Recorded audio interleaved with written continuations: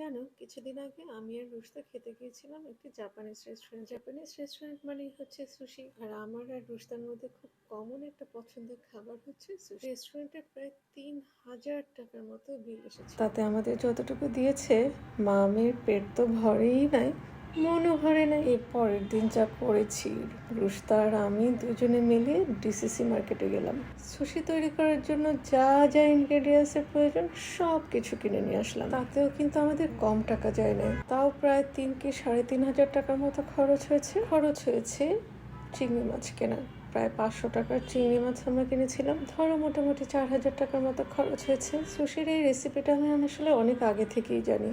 পরের দিনই তৈরি করতে গেলাম আমি আর রুশতা মিলে সুশি। একদিনে তো আসলে সবটা খরচ হয়নি, যেমন চিংড়ি মাছটা সম্পূর্ণই আমার লেগেছে, কিন্তু যতটুকু পরিমাণে আমি সুশির মেক করেছি, রুশতা আর আমি পেট ভরে খেয়েছি।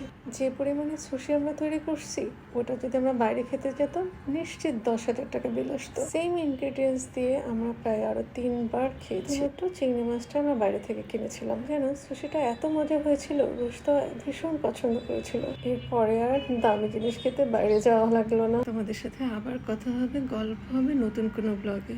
কেমন লাগলো ব্লগটি অবশ্যই কমেন্ট করে জানাবে।